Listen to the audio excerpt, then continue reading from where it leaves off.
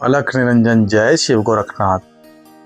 आज मैं आपको बहुत ही महत्वपूर्ण विषय पर आपसे बात करना चाहता हूँ। वो विषय है माता पिता के ऊपर।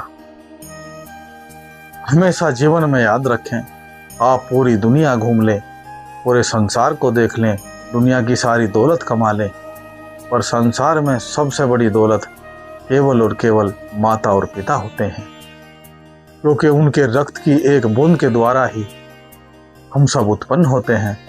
और हमारी जो माँ होती है वो हमें अपनी छाती का दूध पिला करके बड़ा करती है। और अगर हमने अपने जीवन में अपने माता और पिता की सेवा नहीं की तो समझ लेना कि पूरे संसार में हमने कुछ नहीं किया है।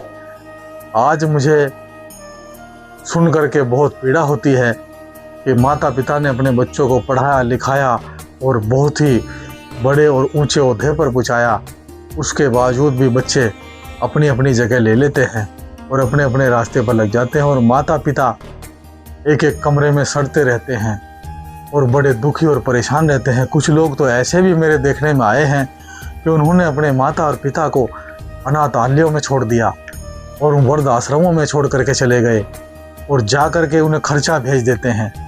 तो हमेशा याद रखें कि आप सभी भी माता पिता बनेंगे, परंतु माता पिता के दर्द को महसूस करने के लिए संतान की अच्छी मानसिकता का होना बहुत ज़रूरी है।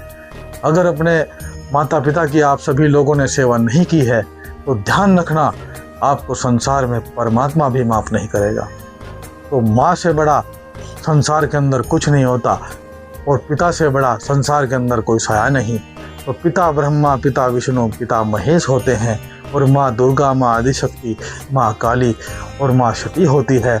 हमेशा याद रखना, माता ने हमें 9 महीने गर्भ में रख करके जब पैदा किया था और हम जीवन में कभी उसका कर्ज नहीं चुका सकते।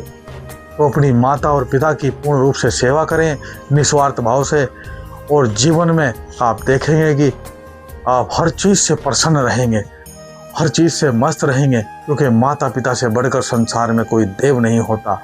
और आशा करता हूँ कि मेरी इस बात को आप सभी अच्छे से याद रखेंगे और अपने माता पिता से प्रेम करेंगे और उनकी सेवा करेंगे और उनका आशीर्वाद प्रतिदिन लेंगे।